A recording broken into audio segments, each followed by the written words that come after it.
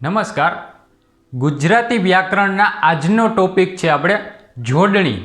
તો ગુજરાતી ભાષામાં જોડણી શીખવી ખૂબ જ જરૂરી છે. માત્ર પરીક્ષાલક્ષી જ નહીં, પરંતુ આપણે કોઈ પણ લખાણ લખતા હોઈએ તેને પણ સચોટ રીતે દર્શાવવા. કોઈને સ્ટોરી લખવાનો શોખ હોય, માની લ્યો કે કોઈને સ્ટોરી લખવી છે, તો એમાં પણ તમારી જોડણી વ્યવસ્થિત હશે તો એ સ્ટોરી ઇફેક્ટિવ લાગશે અને વાંચવામાં પણ સારી એવી તમારું પ્રદર્શન થઈ શકે છે.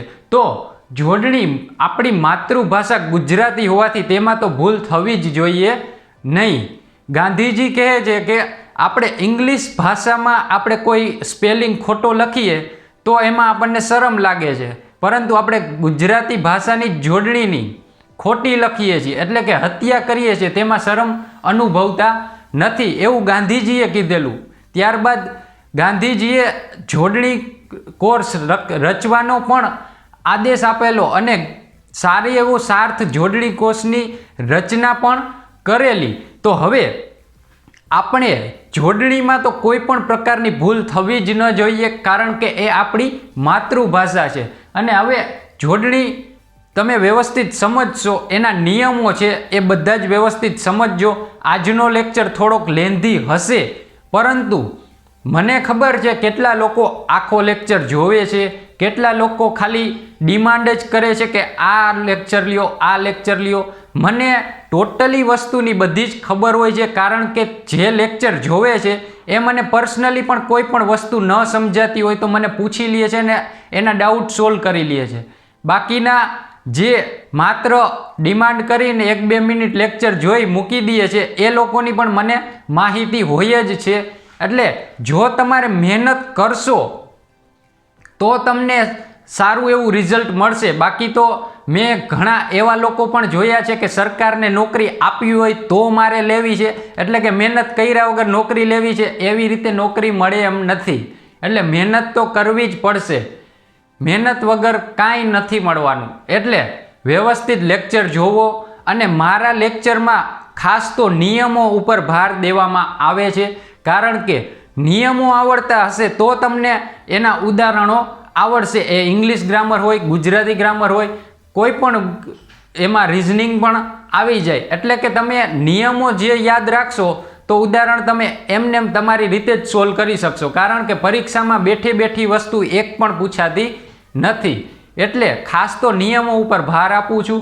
સાથે જ અહીં હવે આપણે જોડણીની માહિતી લઈએ તે પહેલાં એ પણ જણાવી દઉં કે તમને થોડું કડવું હું કહીશ, પરંતુ એક શિક્ષક તરીકે, જે હું શિક્ષક તરીકે હું ફરજ નિભાવું છું, તો મારું કર્તવ્ય છે કે હું તમને સાચો રસ્તો બતાવું. બાકી મીઠું બોલીને તમને સારું લાગે એવું કહીને તમને ખોટા માર્ગે હું ગેરમાર્ગે દોરીશ નહીં. તો હવે આપણે જોડણીની માહિતી લઈએ. તો જોડણી મુખ્યત્વે 2 પ્રકારની હોય છે. જોડણીના મુખ્યત્વે 2 પ્રકાર હોય છે: તત્સમ જોડણી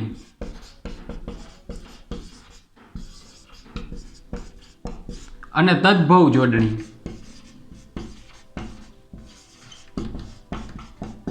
તત્સમ જોડણી એટલે કે એવી જોડણી કે જે સંસ્કૃત ભાષાના શબ્દોમાંથી ગુજરાતી ભાષામાં શબ્દો આવેલા હોય.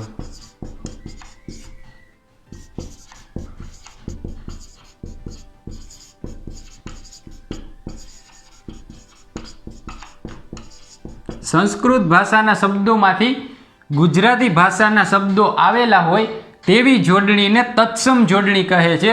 ત્યારબાદ છે તદ્ભવ જોડણી. એવી જોડણી કે જેમાં સંસ્કૃત ભાષા સિવાયની અન્ય ભાષામાંથી આવેલા શબ્દો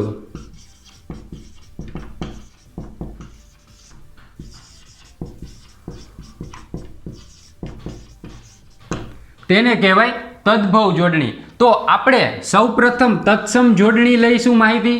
તેના અલગ અલગ નિયમો છે. એ તત્સમ જોડણીમાં આવતા બધા જ નિયમો આપણે અહીં કવર કરીશું, સાથે તેના ઉદાહરણ પણ જોઈએ. તો સૌપ્રથમ આપણે તત્સમ જોડણીની માહિતી લઈ લઈએ, ત્યારબાદ આપણે તદભવ જોડણીના ઉદાહરણો અને નિયમો સમજીશું. હવે સૌપ્રથમ આપણે તત્સમ જોડણીની માહિતી લઈએ. તો તત્સમ જોડણી એટલે કે સંસ્કૃત ભાષામાંથી આવતા શબ્દો કોઈ પણ ફેરફાર થયા વગર સંસ્કૃત ભાષાના શબ્દો સીધા જ ગુજરાતી ભાષામાં આવે તેવા શબ્દોને કહેવાય તત્સમ શબ્દો, અને જે તેની જોડણી છે તેને જ કહેવાય તત્સમ જોડણી. એટલે કે સંસ્કૃત ભાષાના શબ્દોના કોઈ પણ ફેરફાર થયા વગર આવતા ગુજરાતી ભાષાના શબ્દોમાં કોઈ પણ ફેરફાર કર્યા વગર જે જોડણી લખવામાં આવે છે એને જ કહેવાય તત્સમ જોડણી. તો એનો પ્રથમ જ નિયમ છે, શબ્દના છેડે, શબ્દ આપણે કોઈ પણ બોલીએ તેના છેડે અંતમાં, શબ્દના અંતમાં ઈક, શબ્દ બોલીએ એના અંતમાં તમે ઉચ્ચાર કરો ત્યારે ઈક, ઈકા, ઈત અને ઈતા. વ્યવસ્થિત સાંભળજો, શબ્દ તમે જ્યારે ઉચ્ચાર કરો ત્યારે તેના અંતમાં ઈક, ઈકા, ઈત અને ઈતા પ્રત્યયો, આગલા લેક્ચરમાં મેં તમને જણાવેલું કે પ્રત્યયો જોડણીમાં ઉપયોગ થશે. તો આ પ્રત્યયો આવતા હોય ત્યારે તેને હંમેશા હસ્વ જ લખવા. એટલે કે રસવાઈ, રસવાવાળું જે આપણે બારક્ષડીમાં આવે છે, કને રસવાઈ કી, કને રસવાવાળું કુ, જે હસ્વ સ્વરો છે એ જ આપણે અહીં લખવાના જ્યારે ઈક, ઈકા, ઈત અને ઈતા પ્રત્યયો આવે ત્યારે. તો પહેલાં આપણે ઈકની માહિતી લઈએ કે શબ્દના છેડે ઈક આવતા હોય તેવા શબ્દો કયા, એટલે કે તેની જોડણી કઈ રીતે લખાય. તો તમે જોજો કે પ્રમાણિક, એમાં તમે જોશો તો અંતમાં ઈક બોલાય છે. તો ઈક છે એમાં તમે ણીક લખેલું છે એ શું છે, રસવાઈ લખેલી છે. તેવી જ રીતે સામાજિકમાં જે સામાજિકનો જી છે એ રસવાઈ હસ્વ લખેલો છે. ત્યારબાદ છે શારીરિક, એમાં પણ તમે જોશો તો રી છે એ હસ્વ લખેલો છે. ત્યારબાદ છે પૌરાણિક, એમાં પણ ણ છે એ રસ્વ લખેલો છે. તેવી જ રીતે ગાણિતિક, પ્રારંભિક, પ્રાથમિક, સામયિક, નાગરિક, આનુષંગિક, વૈચારિક, ભૌગોલિક, આ બધા જ શબ્દોનો ઉચ્ચાર કરો છો ત્યારે શબ્દના છેડે એટલે કે શબ્દના અંતમાં ઈક પ્રત્યય આવે છે. તો આ ઈક પ્રત્યય આપણે કેવો લખવાનો રહેશે, હસ્વ લખવાનો રહેશે.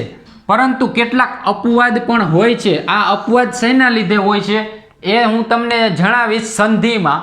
કારણ કે કેટલાક એવા શબ્દો હોય કે બે શબ્દો મળીને એક શબ્દ બનતા હોય, એટલે કે ત્યાં સંધિના નિયમો લાગુ પડતા હોય ત્યારે આ અપવાદો બનતા હોય છે. ત્યારે જોડણી અલગ રીતે લખાય છે. જેમ કે રમણીક, એમાં તમે જોશો તો હણીક, એમાં પણ ઈક આવે છે પરંતુ અહીં દીર્ઘ લખેલો છે, કારણ કે તેમાં જે સંધિના નિયમો આવે છે એ પણ આવતા હોય છે, જે સંધિ વખતે હું તમને સમજાવીશ. ત્યારબાદ છે પ્રતીક. પ્રતીકમાં તમે જોશો તો પ્રતિ વત્તા ઈક, જે આ સંધિનો નિયમ છે એટલે જ અહીં દીર્ઘ લખેલો પ્રતીક છે. એવી જ રીતે પુંડરીક, લવચિક, તાર્તિક, એટલે કે જે તમે જુઓ અહીં આ બધા જ નિયમોમાં આનાથી અલગ પડે છે. ઈત, ઈતા, ઈત, ઈતા આ બધામાં તમે જોશો તો હસ્વ આવે, પરંતુ જ્યારે અપવાદ હોય ત્યારે તેમાં દીર્ઘ અંતે લખવામાં આવે છે, કારણ કે ત્યાં સંધિના નિયમો લાગુ પડતા હોય છે. હવે એના પછી છે ઈકા. ઈકા પ્રત્યય હોય તો તે શબ્દના છેડે આવે તો તે હસ્વ જ લખવામાં આવે છે. જેમ કે પ્રણાલિકા, એમાં જોશો તો ઈકા. અંબિકા, એ પણ ઉચ્ચાર કરતી વખતે ઈકા આવે છે. તેવી જ રીતે પરિચારિકા, કુંદનિકા, નવલિકા, શિક્ષિકા, માર્ગદર્શિકા, સંચાલિકા, અનુક્રમણિકા, માર્ગદર્શિકા, વાટિકા, મરીચિકા, પુસ્તિકા. તો બધા જ તમે જુઓ તો અહીં ઈકા પ્રત્યય શબ્દના અંતમાં ઉચ્ચારાય છે. તો આ ઈકા પ્રત્યયમાં ઈ આવે છે એ હસ્વ લખવાનો હોય છે. એ ખાસ યાદ રાખજો. માત્ર તમે આ એક નિયમ છે કે ઈક, ઈતા, ઈક, ઈકા. આ પ્રશ્ન જો તમને શબ્દના છેડે જોવા મળતો હોય તો તમારે તેને ઈ છે એ હસ્વ લખવાનો આવે છે. હવે ઈત અને ઈતા પ્રત્યયોનો પણ આપણે ઉદાહરણો જોઈ લઈએ. હવે આ નિયમ 3ના જ અન્ય પ્રત્યયો એટલે કે ઈસ, ઇક્સ અને ઈક્ષા, આ 3 પ્રત્યયો આપણે જોઈ લઈએ. તો પ્રથમ છે ઈસ. જો શબ્દના છેડે ઈસ પ્રત્યય આવતો હોય તો તેને દીર્ઘ જ લખવામાં આવે છે. જેમ કે ગિરીશ, તમે ગિરીશ બોલશો તો એમાં અંતમાં ઈસ પ્રત્યય આવે છે. એવી જ રીતે અંતમાં જોશો અમરીશ, અમરીશ બોલો તો તેમાં અંતમાં ઈસ પ્રત્યય આવે છે. એવી જ રીતે જગદીશ, દિગીશ, હરીશ, મહીશ, યોગીશ, ત્યારબાદ છે કપીશ, શિરીષ, મનીષ, આ બધા જ શબ્દો તમે જુઓ તો અંતમાં ઈસ પ્રત્યય આવે છે. આ જો ઈસ પ્રત્યય આવતો હોય તો તેને હંમેશા દીર્ઘ જ લખવામાં આવે છે. જે ઈસ પ્રત્યયમાં જુઓ તો તમે બધા જ રીમાં દીર્ઘ રી લખેલો છે, અહીં પણ રી છે એ દીર્ઘ છે, અહીં દી છે એ પણ દીર્ઘ જ લખેલો છે. ત્યારબાદ ઇક્ષ પ્રત્યય, શબ્દના છેડે ઇક્ષ પ્રત્યય આવે તો આ ઇક્ષ એને પણ હંમેશા દીર્ઘ જ લખાય છે. તેના ઉદાહરણ જોઈએ તો અંતરિક્ષ, એને અંતરિક્ષ બોલશો તો અંદર શબ્દના અંતે ઇક્ષ પ્રત્યય આવે છે એટલે તેને દીર્ઘ લખાય છે. ત્યારબાદ નિરીક્ષણ, એમાં તમે રીક્ષ એ ઉચ્ચાર કરો નિરીક્ષણ તો એમાં પણ ઇક્ષ પ્રત્યય આવે છે માટે અહીં રી દીર્ઘ લખેલો છે. ત્યારબાદ નિરીક્ષક, એમાં પણ દીર્ઘ લખેલો છે ઇક્ષ પ્રત્યય આવતો હોવાથી. ત્યારબાદ સમીક્ષક, પરીક્ષક, આ બધેમાં ઇક્ષ હોવાથી અહીં આપણે દીર્ઘ પ્રત્યય એટલે કે દીર્ઘ સ્વરો લખેલા છે. ત્યારબાદ ઈક્ષા, ઈક્ષા પ્રત્યય, શબ્દના અંતમાં ઈક્ષા પ્રત્યય આવતો હોય જેમ કે પરીક્ષા, નિરીક્ષા, સમીક્ષા, પ્રતીક્ષા, તો તમે આ બધા જ શબ્દ બોલો તો અંતમાં ઈક્ષા પ્રત્યય આવે છે માટે તેને દીર્ઘ લખેલા છે. એમાં જોવો તો પરીક્ષામાં રી છે એ દીર્ઘ છે, નિરીક્ષામાં રી છે એ દીર્ઘ છે, સમીક્ષામાં મી છે એ દીર્ઘ છે અને પ્રતીક્ષામાં તી એ દીર્ઘ લખેલા છે. એટલે ઈસ, ઇક્ષ અને ઈક્ષા શબ્દ જ્યારે વાક્યમાં અથવા તો કોઈ પણ પરીક્ષામાં તમને પૂછાય કે જોડણી, આની સાચી જોડણી લખો તો તમારે તેનો પહેલાં ઉચ્ચાર કરવાનો કે શું એનો ઉચ્ચાર થાય છે, ત્યારબાદ તેનો જવાબ તમારે આપવાનો. હવે એના પછીના ઇન્દ્ર, ઈશ્વર, વતી, મતી, આ બધા જ ઉદાહરણો જોઈ લઈએ. હવે શબ્દના અંતે ઇન્દ્ર, ઈશ્વર, વતી અને મતી આવા પ્રત્યયો આવતા હોય શબ્દના અંતે. જ્યારે તમે બોલો ત્યારે ઇન્દ્ર ઉચ્ચાર થતો હોય, ઈશ્વર, વતી અથવા તો મતી એવા કોઈ પણ ઉચ્ચાર થતા હોય તો તેને દીર્ઘ જ લખવામાં આવે છે. તો તેના ઉદાહરણ જોઈએ તો અહીં છે ઇન્દ્ર. પહેલું ઇન્દ્રનું ઉદાહરણ જોઈએ તો રવિન્દ્ર. રવિન્દ્ર એમાં જોશો અંતમાં તો ઇન્દ્ર ઉચ્ચાર થાય છે માટે તેને દીર્ઘ લખેલો છે. યોગીન્દ્ર, તો એમાં પણ તમે જોશો તો ઇન્દ્ર ઉચ્ચાર થાય છે. ત્યારબાદ ભોગીન્દ્ર, કવિન્દ્ર, અતિન્દ્ર, હરીન્દ્ર, બરીન્દ્ર અને ભૂપિન્દ્ર, આ બધામાં ઇન્દ્ર ઉચ્ચાર શબ્દના અંતે થાય છે માટે તેને દીર્ઘ લખવામાં આવે છે. અને હજુ એક કારણ એનું હું તમને દેખાડું તો તમને સમજાશે કે શા માટે એને દીર્ઘ લખવામાં આવે છે. તો રવિ વત્તા ઇન્દ્ર બરાબર રવિન્દ્ર. અહીં તમે જોશો તો રવિ હસ્વ છે, સંધિનો નિયમ છે હસ્વ ઈ, અને તમે સ્વતંત્ર ઇન્દ્ર લખો ને, સ્વતંત્ર ઇન્દ્ર, ત્યારે તે હસ્વ આવે છે. એટલે કે ઇન્દ્ર ઈ માં ઈ છે એ હસ્વ લખવાનો અને રવિનો ઈ આ બંને જોડાઈને દીર્ઘ ઈ થાય છે માટે અહીં રવિન્દ્ર દીર્ઘ લખેલું છે. એટલે જ આ નિયમ બનેલો છે કે શબ્દના અંતે ઇન્દ્ર આવતો હોય તો તમારે તેને દીર્ઘ લખવો. હજુ એક ઉદાહરણ આપું, કવિ, કવિન્દ્ર છે એમાં કવિ વત્તા ઇન્દ્ર બંને જોડાઈને કવિન્દ્ર બને છે. તો એમાં પણ તમે જોશો તો અહીં કવિમાં રહેલો ઈ અને ઇન્દ્રમાં રહેલો ઈ આ બંને જોડાઈને દીર્ઘ ઈ બને છે, જે સંધિમાં હું તમને ફરી વખત સમજાવીશ.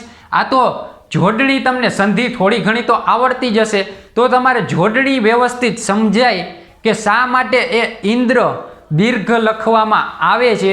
સ્વતંત્ર તમે આ રીતે ઇન્દ્ર લખો તો એમાં ઇન્દ્રનો ઈ છે એ હસ્વ આવે છે, પરંતુ અહીં શબ્દના છેડે ઇન્દ્ર આવતું હોય, જેમ કે રવિન્દ્ર છે, યોગીન્દ્ર છે, ભોગીન્દ્ર છે, કવિન્દ્ર છે, અતિન્દ્ર છે, હરિન્દ્ર છે, બધેમાં અંતમાં ઇન્દ્ર આવે છે, એને હંમેશા દીર્ઘ જ લખવાના આવે છે, કારણ કે અહીં સંધિનો નિયમ લાગુ પડે છે.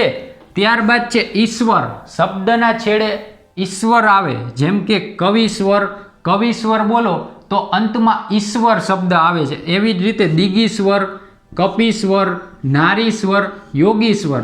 તો આ બધેનો ઉચ્ચાર કરો તો એમાં દીર્ઘ સ્વર એટલે કે ઈશ્વર આવે છે, એટલે દીર્ઘ સ્વર લખાય છે.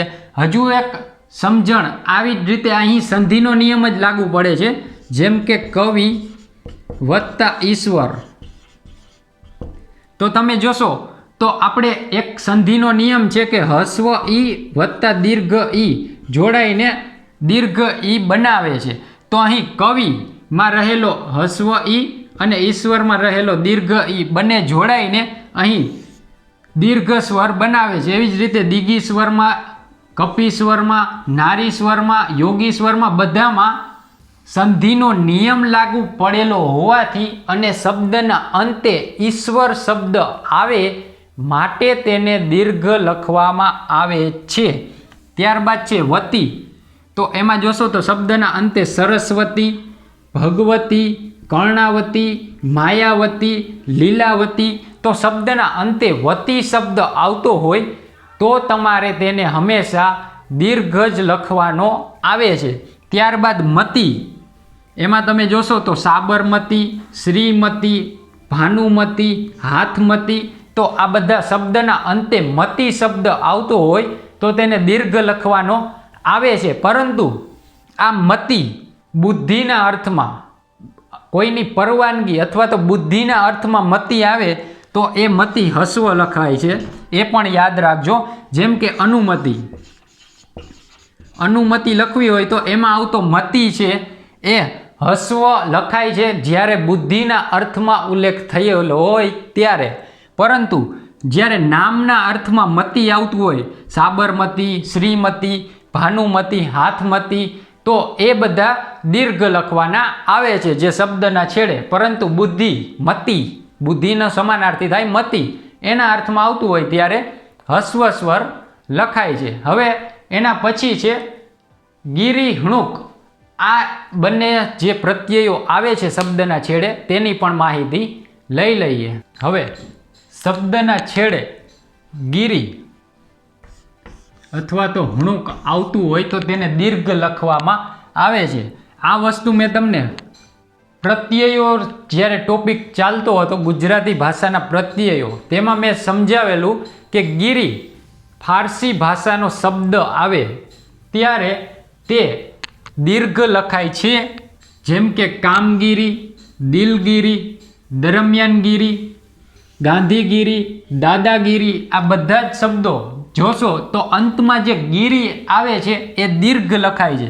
પરંતુ પર્વત, પર્વતના અર્થમાં હોય, ગીરી એટલે પર્વત પણ થાય છે, તો ત્યારે જ્યારે પર્વતનું નામ આપેલું હોય અને એના શબ્દના અંતમાં ગીરી આવતું હોય તો તે હસ્વ લખાય છે. જેમ કે મલયગીરી, હિમગીરી, નીલગીરી, ગિરિનગર, હસ્તગીરી, તો આ બધા પર્વતના નામ છે. ગિરિનગર એટલે કે ગિરનાર પર્વત છે, એને ગિરિનગર, આપણે જુનાગઢને ગિરિનગર તરીકે પણ ઓળખીએ. તો ગિરી જે પર્વત, પર્વતના અર્થમાં છે. એવી રીતે નીલગિરી એ પણ એક પર્વત છે, હિમગીરી એ પણ પર્વત છે, મલયગીરી, હસ્તગીરી, આ બધા પર્વતના નામ છે. તો ત્યારે જે પર્વતના અર્થમાં ગીરી હોય ત્યારે તેને હસ્વ જ લખવા. એ ઉપરાંત ફારસી ભાષાના પ્રત્યય હોય તો તેને દીર્ઘ લખવા. ત્યારબાદ છે હણુક. હણુકમાં તમે જોશો તો નિમણૂક આ શબ્દ તો ઘણીવાર પરીક્ષામાં પૂછાઈ ગયો કે નિમણૂક, તો એમાં તમે ઉપર જોશો તો ઉપર બિંદુ આવતું નથી, માત્ર નિમ હણુક. ત્યારબાદ વર્તણૂક, કર્મણૂક આ બધા શબ્દમાં જોશો તો અંતમાં હણુક શબ્દ આવે છે. આ હણુકને તમારે દીર્ઘ જ લખવાનો છે. હવે એના પછીનો ચોથો નિયમ છે તેની પણ માહિતી લઈ લઈએ. હવે ચોથો નિયમ છે નિયમ 4. એમાં તમે જોશો તો જોડાક્ષરમાં આપણે ર બોલીએ એ રેફ તરીકે આવતું હોય, આવી રીતે રેફ, ત્યારે તેની આગળના સ્વરો કેવા લખાય છે? દીર્ઘ લખાય છે. જેમ કે તમે દીર્ઘ જ શબ્દ બોલો એમાં એમાં રેફ આવે છે. અહીં જોશો તો દીર્ઘની ઉપર ઘની ઉપર જે રેફ આવે છે એની આગળનો સ્વર ડી છે એ દીર્ઘ જ લખેલો છે. એટલે કે જે રેફ આપે છે જોડાક્ષરમાં જે આ રેફ આપેલો હોય તેની આગળ કોઈ પણ સ્વર હોય એ દીર્ઘ જ લખાય છે. એ વસ્તુ યાદ રાખજો. જેમ કે એની પહેલા આવતો ઈ છે અથવા તો ઉ છે. જોડાક્ષરમાં જ્યારે રેફ હોય તેની આગળ ઈ અથવા તો ઉ આવતો હોય તો તેને દીર્ઘ જ લખાય છે. જેમ કે શીર્ષક, એમાં તમે જોશો તો શીર્ષક એમાં સની ઉપર રેફ છે, તેની આગળનો સ્વર છે એ દીર્ઘ લખેલો છે. ત્યારબાદ આશીર્વાદ, એમાં તમે જોશો તો વાની ઉપર રેફ છે, એની આગળનો સ્વર દીર્ઘ લખેલો છે. ત્યારબાદ ઈર્ષામાં યાની ઉપર રેફ છે તો આગળનો ઈ છે એ દીર્ઘ લખેલો છે. તેવી જ રીતે કીર્તન, તીર્થ, તીર્થોત્તમ, શીર્ષાસન, વિકીર્ણમાં કી, ઉત્તીર્ણીમાં તી, જીર્ણ અને શીર્ણ આ બંનેમાં જી છે અને સી છે એ દીર્ઘ લખેલા છે, રેફની આગળ છે. વિસ્તીર્ણ, જીર્ણોદ્ધાર, કીર્તન્ય, ગીર્વાણ, તો આ બધા જ શબ્દ તમે જોવો તો ઈ જે આવે છે રેફની આગળ આવતો ઈ સ્વર દીર્ઘ જ લખેલો છે. એના પછીનો છે ઉ સ્વર, રેફની આગળ આવતો ઉ સ્વર એ પણ દીર્ઘ લખવામાં આવે. જેમ કે ઉર્જા, ઉર્ધ્વ, તો ઉર્જામાં જોશો તો જાની ઉપર રેફ છે તો એની આગળનો સ્વર છે એ દીર્ઘ છે. ઉર્ધ્વ એમાં પણ તમે જોશો તો ધ્વની ઉપર રેફ છે એની આગળનો સ્વર દીર્ઘ લખેલો છે. એવી જ રીતે ઉર્મી, ઉર્જસ્વી, મૂર્તિમાં મું છે એ દીર્ઘ લખેલો છે કારણ કે તીની ઉપર રેફ છે. મુહૂર્ત આ તો ઘણી વખત પરીક્ષામાં પૂછાયેલો શબ્દ છે મુહૂર્ત, તો એમાં હું છે એ દીર્ઘ આવે છે કારણ કે તની આગળનો અક્ષર એટલે કે ઉ દીર્ઘ લખવામાં આવે છે. ત્યારબાદ સ્ફૂર્તિ, પૂર્ણિમા, પૂર્વ, પૂર્વોત્તર, પૂર્તિ ને સૂર્ય. તો આટલા નિયમ યાદ રાખજો કે કોઈ પણ સ્વર હોય એ દીર્ઘ ક્યારે લખવો? રેફ આગળનો સ્વર હોય ઈ કે ઉ, જ્યારે વાક્ય અથવા તો શબ્દમાં તમને રેફ એટલે કે ર બોલવામાં ઉચ્ચાર રેફ તરીકે આવતો હોય ત્યારે તેની આગળનો સ્વર ઈ કે ઉ દીર્ઘ લખાય છે. પરંતુ એમાં પણ અપવાદ છે કારણ કે કેટલીક અન્ય ભાષાના શબ્દો છે જેમ કે કારકિર્દી, એમાં કી છે જે રેફની આગળ હોવા છતાં તેને હસ્વ લખેલું છે. એવી જ રીતે ઉર્દુ, ઉર્વી, ઉર્વશી, તુર્ક અને ઇર્દગિર્દ, તો આવા અપવાદ પણ હોય છે કારણ કે કેટલીક અન્ય ભાષાઓના શબ્દના જોડણીના નિયમો અલગ હોય છે. તો આવા અપવાદ પણ યાદ રાખવા, કારણ કે અહીં રેફ હોવા છતાં પણ તેને હસ્વ લખેલું છે કારણ કે બીજી ભાષાના શબ્દો છે માટે. તો હવે આના પછીનો 5મો નિયમ છે તેની પણ માહિતી લઈ લઈએ. હવે નિયમ 5, આ નિયમ 5 છે એ સંસ્કૃત ભાષાના પૂર્વગો એટલે કે પૂર્વ પ્રત્યય, જે આગળ ગુજરાતી ભાષાના પ્રત્યયોમાં મેં તમને સમજાવેલું કે પૂર્વગો કોને કહેવાય કે જે શબ્દની આગળ લાગતા પ્રત્યયો હોય તે હંમેશા હસ્વ જ લખાય છે. એ જ અહીં નિયમ છે કે સંસ્કૃત ભાષાના પૂર્વગો, સંસ્કૃત ભાષાના પ્રત્યયો, પૂર્વ પ્રત્યય હંમેશા કેવા લખાય છે? તો હસ્વ જ લખાય છે. આ વસ્તુ યાદ રાખજો. સંસ્કૃત ભાષાના પ્રત્યયો, જે ગુજરાતી ભાષાના પ્રત્યયોના લેક્ચરમાં સમજાવ્યું એ જ અહીં છે કે સંસ્કૃત ભાષાના પૂર્વગો હંમેશા હસ્વ જ લખાય છે. જેમ કે સંસ્કૃતમાં આવતો પરી એ પૂર્વગ છે, એટલે કે પૂર્વ પ્રત્યય છે. તેવી રીતે પરી, પ્રતિ, અભિ, અતિ, વી, ની, નિહિ, નિર, નિસ, અનુ, ઉપ, સુ, કુ, દૂર, દુસ, ઉત, ઉલ, ઉદ, ઉન આટલા પ્રત્યયો હોય. સંસ્કૃત ભાષાના પ્રત્યયો છે. મને ખબર છે કે આટલા બધા પ્રત્યયો કેમ યાદ રાખવા, તો તમે શબ્દ વાંચશો અને 1-2 વખત લેક્ચરનું રિવિઝન કરશો એટલે આ ઓટોમેટિક જ યાદ રહી જશે. અઘરું નથી, માત્ર યાદ રાખવાનું કેટલું છે, નિયમો છે. ઉદાહરણો આટલા બધા યાદ રાખવો નહીં ને તો પણ ચાલશે, કારણ કે એના નિયમો તમને યાદ રહેવા જોઈએ. અને સંસ્કૃત ભાષાના પ્રત્યયો બધા સહેલા જ છે, એક પણ એવા અઘરા નથી પ્રત્યય કે આપણને યાદ ન રહીએ. તો પરી, પ્રતિ, અભિ, અતિ, વી, ની, નિહિ, નિર, નિસ, અનુ, ઉપ, સુ, કુ, દૂર, દુસ, ઉત, ઉલ, ઉદ ને ઉન આટલા પ્રત્યયો તમને જોવા મળે તો તેને હંમેશા હસ્વ જ લખવાના રહેશે. તો હવે આપણે પહેલાં ઉદાહરણ લેશું આ 4 પરી, પ્રતિ, અભિ અને અતિ. આના 4ના ઉદાહરણ જોઈએ તો પહેલાં લઈએ પરી. પરી જે પૂર્વ પ્રત્યય પૂર્વક છે તો એમાં જોશો તો પરિસ્થિતિમાં પરી છે એ હસ્વ જ લખેલો છે. તેવી જ રીતે પરિચિત એમાં પણ પરી છે એ હસ્વ જ લખેલો છે. પરિણીત, પરિણીતિ, પરિશિષ્ટ, પરિસીમા અને પરિધિ, તો આ બધા જ પૂર્વગો આપણે હસ્વ લખેલા છે.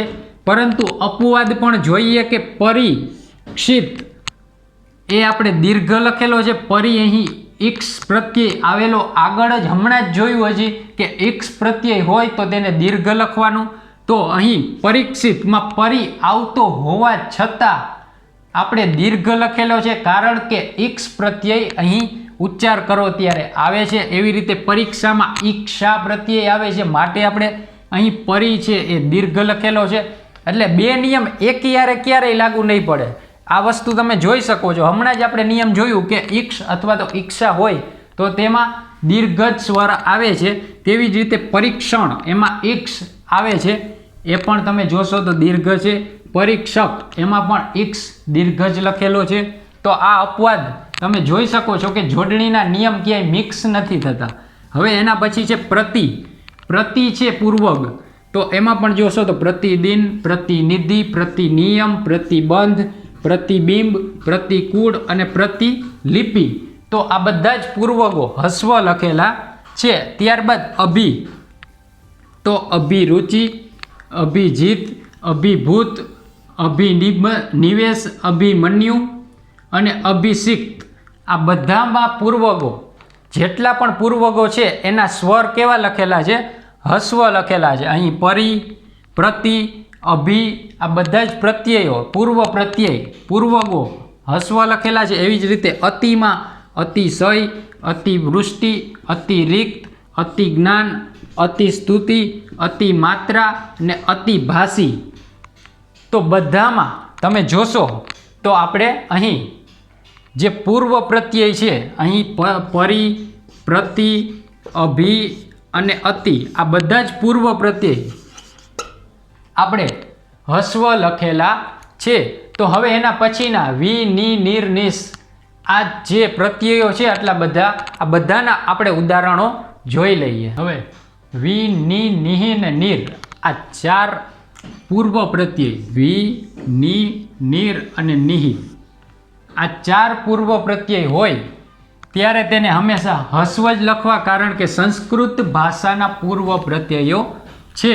તો પહેલાં આપણે વીની જોઈએ કે વી નિપાત, એમાં આપેલો વી છે એ આપણે હસ્વ લખેલો છે. તેવી જ રીતે વી નિયમ, વી કિરણ, વી નિયોગ, વી શિષ્ટ, એમાં બધેમાં સંસ્કૃત ભાષાનો પૂર્વ પ્રત્યય પૂર્વગ વી આવેલો હોવાથી તેને હસ્વ લખેલો છે.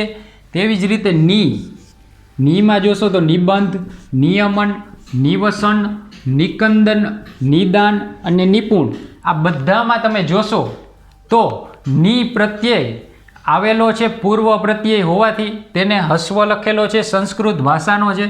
ત્યારબાદ અહીં અપવાદ આવે છે.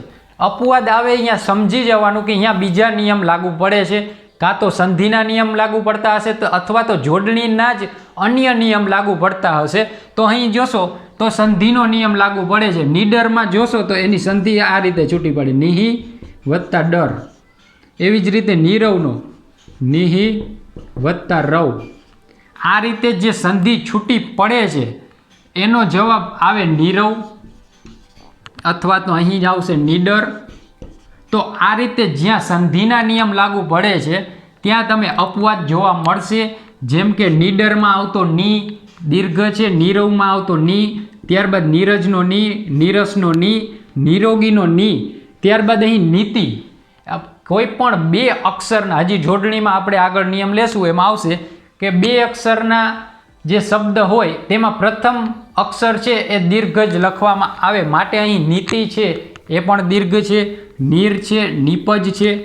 આ બધા શબ્દો અન્ય નિયમો લાગુ પડવાથી તે અપવાદ તરીકે આવે છે. અને આ અપવાદ જ યાદ રાખવા. ખાસ કઈ રીતે શું કામમાં આવે છે અપવાદ?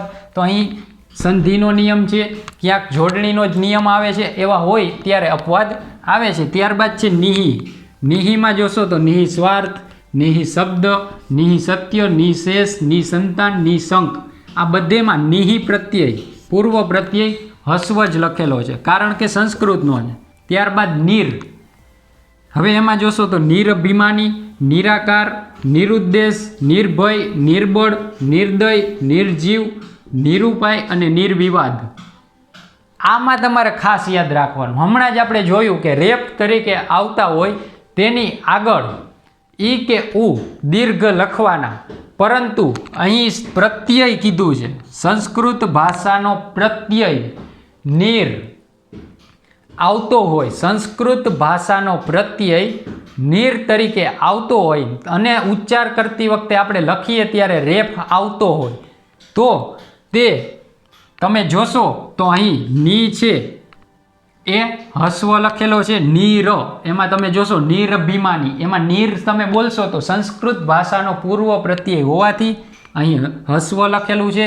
ત્યારબાદ નિરાકારમાં નીર આવે છે, એ પણ હસ્વ છે. નિરુદ્દેશ એમાં પણ નીર આવે છે, એ હસ્વ છે. હવે આ યાદ રાખવાનું, આવા શબ્દો ખાસ યાદ રાખવાના. નિર્ભય એમાં રેફ હોવા છતાં આગળનો શબ્દ હસ્વ છે. નિર્બળ, નિર્દય, નિર્જીવ, નિરૂપાય અને નિર્વિવાદ બધામાં નિર પ્રત્યય હોવાથી તે હસ્વ લખાય છે. હવે એના પછીના નિસ, અનુ, ઉપ, સુ અને એક શબ્દ છે અધિ. આ અધિ પણ સંસ્કૃત ભાષાનો પૂર્વ પ્રત્યય છે. તો આ પૂર્વ પ્રત્યય વિશે પણ માહિતી લઈ લઈએ. હવે અધિ, નિસ, અનુ અને ઉપ આ 4 પ્રત્યયો છે તેના જે સંસ્કૃત ભાષાના પ્રત્યયો છે તેના ઉદાહરણો જોઈ લઈએ. તો પ્રથમ અધિ. અધિ પૂર્વ પ્રત્યય, સંસ્કૃત ભાષાનો અધિ છે એ પૂર્વ પ્રત્યય છે, તેને હસ્વ જ લખવામાં આવે છે. જેમ કે અધિનિયમ, અધિપતિ, અધિકારી, અધિભૂતિ, અધિશિષ્ટ, અધિષ્ઠિત. કે એમાં તમે જોશો તો બધા જ અધિ જે સંસ્કૃત ભાષાના પૂર્વ પ્રત્યય છે એ હસ્વ લખેલા છે, પરંતુ એમાં પણ અપવાદ છે. જેમ કે અધિક્ષક, એમાં આપણે આગળ નિયમ જોયા, ઈક્ષ તો દીર્ઘ લખવાનો, ઈક્ષ ઉચ્ચાર થતો હોય તો દીર્ઘ આવે. એવી જ રીતે આધીન, એમાં તમે જોશો તો આધીનમાં ઇન પ્રત્યય, ઇન પણ કેવો લખવાનો આવે? દીર્ઘ લખવામાં આવે છે. તેવી જ રીતે અધિસ્વર, તે એમાં જોશો તો ઈશ્વર, એ પણ કેવો પ્રત્યય આવે? દીર્ઘ લખવાનો આવે છે. એવી જ રીતે અધીરું, અધીર્યું, તો એમાં અધિ જે છે એ અન્ય જોડણીના નિયમ હોવાથી અહીં સંસ્કૃત ભાષાનો પૂર્વ પ્રત્યય નથી. અને અધિક્ષક, અધીન, અધિક ઈશ્વર, અધિરુ અને અધિર્યુ, એમાં અધિ આવે છે એ દીર્ઘ આવે છે. હવે એના પછી છે નિસ. એમાં તમે જોશો તો પૂર્વ પ્રત્યય જ્યારે સંસ્કૃત ભાષાનો નિસ હોય તો તેને હસ્વ લખવા. જેમ કે નિસ્તેજ, નિસ્તરણ, નિષ્ફળ, નિષ્કાળજી, નિષ્પ્રાપ્તિ, નિસ્તીર્ણ, આ બધા જ પૂર્વ પ્રત્યય હસ્વ લખેલા છે. ત્યારબાદ અનુ. તો અનુમતિ, અનુભૂતિ, અનુરૂપ, અનુશીલિત, અનુપૂર્તિ, અનુચિત, આમાં બધા જ સંસ્કૃત ભાષાના અનુ પૂર્વ પ્રત્યય હસ્વ છે. એવી જ રીતે ઉપ, તો એમાં જોશો તો ઉપનિષદ, ઉપજાતિ, ઉપયોગી, ઉપજીવી, ઉપનિધિ, ઉપકોણ્ય, એ બધા જ ઉપ જે સંસ્કૃત ભાષાના છે તેને આપણે હસ્વ લખેલા છે. પરંતુ અહીં પણ અપવાદ છે. અપવાદમાં ઉપજ, ઉપાડું, ઉપણી, આ બધા અપવાદ છે. કારણ કે 3 અક્ષરનું જ્યારે નામ હોય, શબ્દ હોય, તો દીર્ઘ, હસ્વ, દીર્ઘ, અથવા તો હસ્વ, દીર્ઘ, હસ્વ, આ રીતનું તમે તેની જોડણી જોવા મળશે. તો અહીં શું છે? દીર્ઘ, હસ્વ, હસ્વ. આ રીતે તમે એક દીર્ઘ હશે એના પછીનો હસ્વ શબ્દ હશે, એવી રીતે અલ્ટરનેટ, અથવા તો એક દીર્ઘ હોય એના પછીના હસ્વ હોય, એ રીતનું પણ આવી શકે. એટલે અહીં ઉપજ, ઉપાડું, ઉપણી, એ તમે જોશો તો અપવાદમાં ઉપ આવે છે, છતાં પણ તેને દીર્ઘ લખેલો છે. હવે એના પછી હવે સંસ્કૃત ભાષાના નિયમ 6માં છે સંસ્કૃત ભાષાના નારીવાચક નામ. સંસ્કૃત ભાષાના નારીવાચક નામમાં અંતે આવતો ઈકારાંત, એને હંમેશા કેવો લખવાનો? હસ્વ લખવાનો. સંસ્કૃત ભાષાનો નારીવાચક નામ એટલે કે સ્ત્રીવાચક નામમાં જ્યારે શબ્દ તમે ઉચ્ચાર કરો ત્યારે અંતે ઈ આવતો હોય તો તેને હસ્વ લખવાનો. સાદી ભાષામાં કહીએ તો સ્ત્રીવાચક નામ હોય તેને બોલો, અંતમાં ઈ આવતો હોય તો એને હસ્વ લખવાનો. તો હવે એમાં જુઓ, નિયતિ, આ છે સ્ત્રીવાચક નામ છે નિયતિ, તો એમાં આવતો ઈ છે એ હસ્વ લખવાનો. કીર્તિ, એમાં આવતો તી છે એ હસ્વ. સિદ્ધિમાં જે ધી અંતમાં આવે છે ઈકારાંત, એ છે હસ્વ લખવાનો. એવી જ રીતે સૂચિ, અનુભૂતિ, વિભૂતિ, રીતિ, પ્રતીતિ, સ્ફૂર્તિ, રુચિ, પ્રીતિ, વિનંતી, રિદ્ધિ, લિપિ, આહુતિ, આ બધા જ તમે શબ્દો જોશો તો આ બધા જ નારીવાચક એટલે કે સ્ત્રીવાચક નામ છે. આ સ્ત્રીવાચક નામમાં આવતો આ ઈકારાંત, બધામાં ઈકારાંત એટલે કે ઈ આવે છે એ હંમેશા હસ્વ લખાય છે સંસ્કૃત ભાષાના નારીવાચક નામ. તો આ બધા જ આપણે અહીં સંસ્કૃત ભાષાના નારીવાચક નામ જોયા, તો એમાં બધેમાં ઈકારાંત છે એ હસ્વ જ લખેલો છે. હવે અહીં આપણે આ તત્સમ જોડણીના ટોટલ 6 નિયમો કમ્પ્લીટ કરીએ છીએ. હવે નેક્સ્ટ લેક્ચરમાં આપણે તદભવ જોડણીના નિયમો છે એ પણ આપણે જોઈશું, અને તેના કઈ રીતે જોડણીના નિયમો છે અને કઈ રીતે શબ્દ લખાય છે એ બધી જ માહિતી તદભવ જોડણીના નિયમોની નેક્સ્ટ લેક્ચરમાં લઈશું. લાઈક, શેર, કમેન્ટ અને સબસ્ક્રાઈબ કરવાનું ભૂલાય નહીં. જય હિન્દ.